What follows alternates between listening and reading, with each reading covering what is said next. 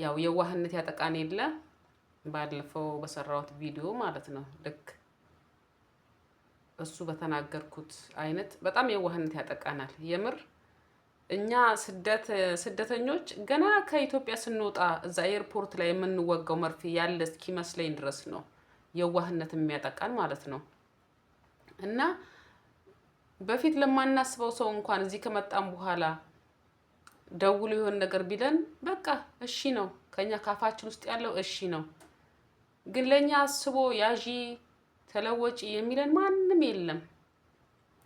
እኛ ከመጣን በኋላ እዚህ የግድ ነገ ስንሄድ የሆነ ነገር ሊኖረን ይገባል አይደል? ስለዚህ እንደዚህ አሁን በእምነት ለቤተሰብ ለእህትም ለወንድምም በዘመድም በቤተሰብም በኩል የሆነ ነገር መሬት እንዲገዛልን እንፈልጋለን። ቤት እንድትሰራልን እንፈልጋለን። ይሁን ማንም ሰው ዛሬ ይሄን አድርግልኝ ብትዩ እሺ ነው የሚልሽ፣ እምቢ አይልሽም። ምክንያቱም በብር ነው የሚንቀሳቀሰው። ብር ልከሽለት ስለምትሰሪለት እምቢ አይልም፣ እሺ ነው የሚለው። ስለዚህ የሆነ ነገር ስትሰሩ እውነቴን ነው፣ የሆነ ነገር ስትሰሩ ወይ ሄዳችሁ እዩ። አንቺ 2 አመት 3 አመት 4 አመት ቁጭ ብለሽ ያጠራቀምሽውን ገንዘብ ሄደሽ እዛ ምን እንደሚሰራበትና ተጀምሮበታል ወይስ እውነትም ተገዝቷል ብለሽ ከተጀመረ በኋላ ሄደሽ ማየት አንድ። እኔ ግን እንደራሴ ሀሳብ የምሰጠው ይሄንንም ሳይሆን 4 አመት 5 አመት ለምን 2 አመት አትሆንም? አረብ ሀገር 1 ወር ከባድ ነው። ላየው ለኖረው ሰው 1 ወር የ1 ወሯ ብር ትልቅ ዋጋ አላት። ስለዚህ ይህንን 5 አመት የለፋሽበትን 4 አመት የለፋሽበትን 2 አመት የለፋሽበትን ብር እዛ ልከሽ በትዕዛዝ ይሄን አድርጉልኝ ከምትዩ የሁለት ወር ደሞዝ ለምን ቀርቶብን የ2 ወር ደሞዝ አሁን ለረፍት ስንገባ 2 ወር አይደል ምን ቆየው እዛ የዚህ ደግሞ የ2 ወር ደሞዝ ቀርቶብን እንደው ድንገት በቃ እንደው ልመጣ ነው ካልሽ እዛ ኮተት ነው የሚበዛብሽ። ይሄ ይዘሽልኝ ነው፣ ይሄን አምጪልኝ፣ ይሄን አንተባይልኝ፣ ስትመጪ ሰጥሻለሁ። ማንም ይሰጥሽ የለም፣ አውቀው ነው። አንቺም ሼም ይዝሻል፣ እነሱም ደግሞ ድርቅ ነው የሚሉት። ምንም ብሩን አስታውሰው የሚሰጥሽ ነገር የለም። ስለዚህ ልመጣ ነው ልገባ ነው ሳቲ ድንገት ገብተሽ ብርሽን ባንክሽ ላይ እንዳለው ብርሽን ይዘሽ ኢትዮጵያም ልከሽም ከሆነ እዚህም ካለ ብርሽ ከራስሽ ጋር አድርገሽ እዛ ሄደሽ መሬትን መግዛት ካለብሽ ራስሽ ሄደሽ በቃ 2 ወር የ2 ወር ገቢ ይቅር። እውነቴን ነው። የ5 አመትና የ4 አመት የ2 አመት ምትሆን ያንን ብር በሙሉ ከምንበላ እንዲወጣ እንዲገባ ከምትባይ የ2 ወር እረፍት ወስደሽ ሄደሽ ይሄን የ3 እና የ4 አመት ገንዘብሽን አድኝ። የኔ እህት በቃ እኔ መመክራችሁ ይሄንን ነው። የምር እኔ እንደራሴ ያመጣሁት ሀሳብ መመክረው ይሄንን ነው። ገብቶሻል?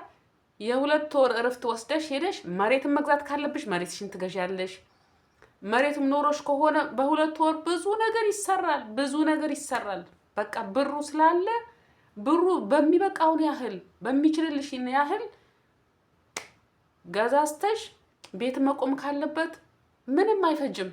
በቃ ባለሽ ያህል አስበሽበት ይሄ ቤት ሊሰራልኝ ይችላል በአቅም የዚችን ያህል ቤት ብለሽ ካሰብሽ ሄደሽ በ2 ወር ውስጥ ሄደሽ መታ አስደርገሽ ማምጣት ትችያለሽ። የቀረውን ልጨርሺ አሁንም ሰርተሽ እንደዛው የቀረውን ልጨርሺ አሁንም በሚቀጥለው ቢያንስ ያን ያህል ከሰራሽለት የቀረውን እንኳን ቤተሰብ በዚህ እዛን ያህል ባይበላሽም ምክንያቱም ቤቱ ስለተጀመረ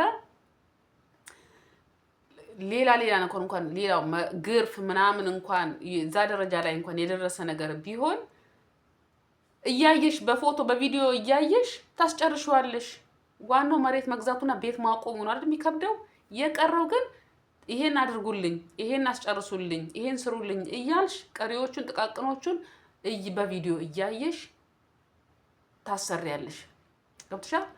ምንም ይሁን ውሃ ልክ የሚግባልኝ ሲሚንቶ የሚታሰርልኝ የሆነ ነገር እንትን ይበልልኝ ካልሽ፣ ምክንያቱም ትልኪያለሽ። ካሰሩት አሰርቻለሁ ሲሉሽ አሳዩኝ። በቃ ካሰሩልሽ ሌላውንም ስለሚያደርጉልሽ እንደዛውም እየላክሽ። ምክንያቱም ያንን ለሲሚንቶ ወይ ለሆነ ነገር ለበር ለሆነ ነገር ብለሽ ሌላክሽው ካልተደረገልሽ እዛ ጋር ታቆሚያለሽ ማለት ነው። ምክንያቱም እየተደረገልሽ ስላልሆነ ታቆሚያለሽ።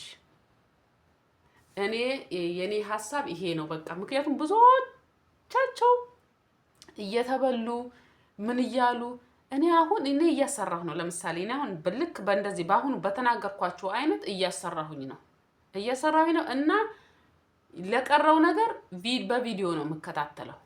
በቪዲዮ ነው ይሄ ይደረግ ብዬ ልካለሁ። ያ የተደረገው ነገር መደረጉን ሲያሳዩኝ ነው ለቀጣይ ነገር የምልከው። ገብቶሻል?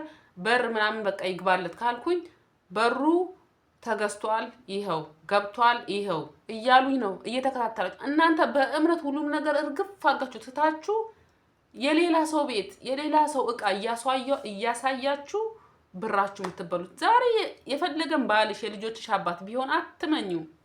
ምክንያቱም ለአንቺ እሱ አይረዳሽም።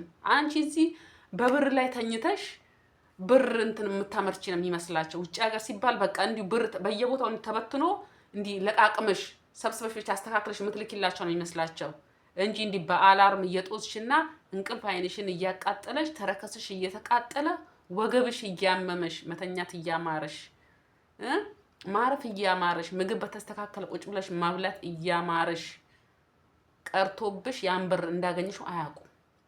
እነሱ ለትልቅ ለትንሹም ችግር አውርተው ያንቺን ብር ለመብላት ነው በቃ። ማንም ይሁን ዛሬ ማንም ይሁን እንደው ከስንት አንድ እናት ብታዝንልሽ ነው እናት እንጂ በአሁን ሰዓት አብዛኛው እናቶችም ከፍተዋል። ላንቺ ሳይሆን የሚታዘንልሽ ቤቱ ላይ አብሯቸው ላለው ሰው ነው የሚያዝኑት። አብራት ላለችው እህትሽ፣ አብሯት ላለው ወንድምሽ ነው የምታዝነው። አንቺን ማንም ይረዳሽ የለም አንቺ በስተቀር፣ ከራስሽ በስተቀር ለአንቺ ማንም የሚረዳሽ የለም። ስለዚህ በእናትሽ የኔ እህት ለራስሽ አስቢ።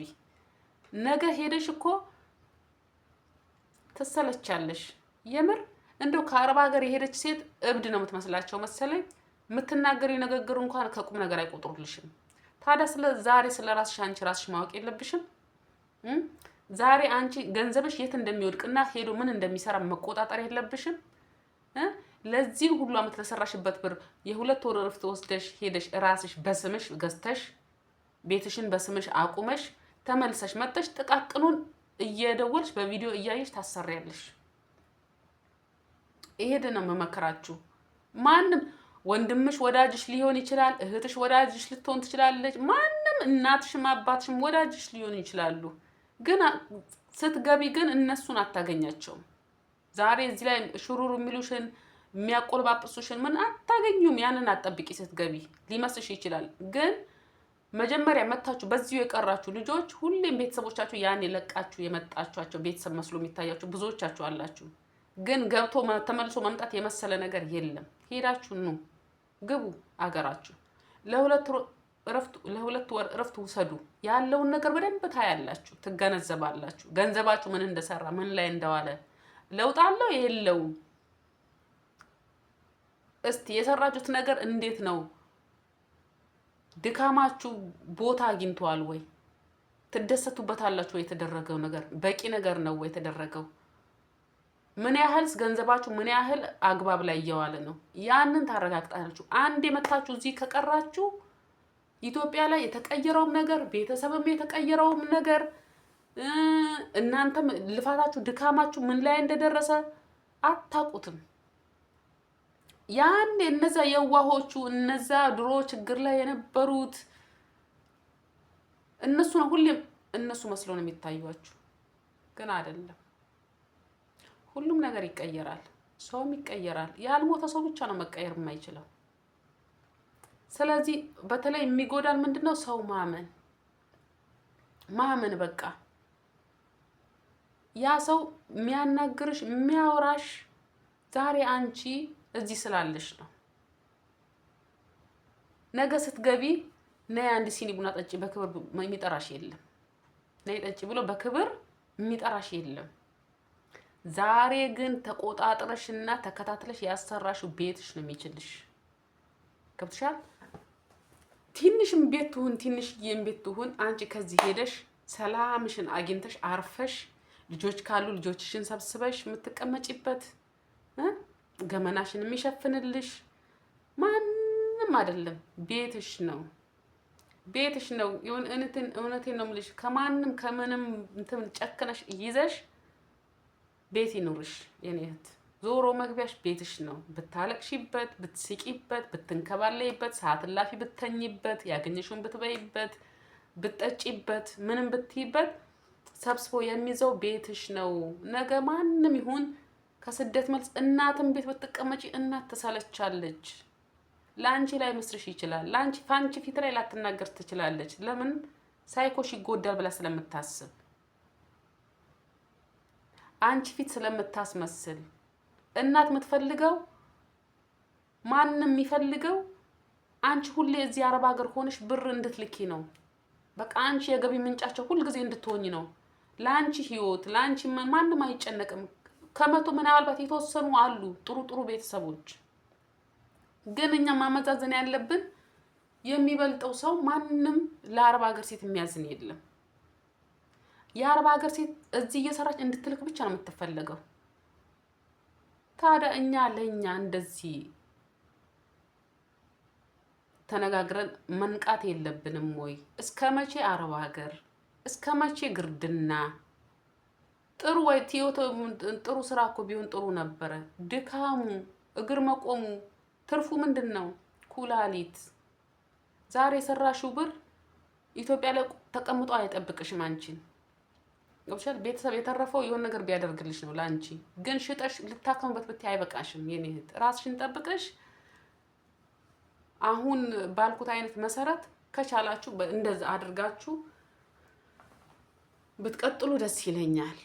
እንደመጣችሁ አረብ ሀገር ቀርታችሁ ብዙ አመት የሰራችሁበትን ብር ጭርስ አርጋችሁ ለቤተሰብ ልካችሁ ቤተሰብ በእምነት ይሰራልኛል፣ ያደርግልኛል፣ በስሜ ያደርግልኛል፣ በስሜ ይገዛልኛል፣ በስሜ ይሰራልኛል ብላችሁ በእምነት አትቀመጡ። ሰው ናቸው፣ ይሳሳታሉ። እነሱም እኮ ሰይጣን ይጠጋቸዋል፣ ሰው ናቸው። ስለዚህ እናንተም ከነሱ ከምትቀያየሙ እናንተ እንደዚህ በቃ በድንገት ግቡ።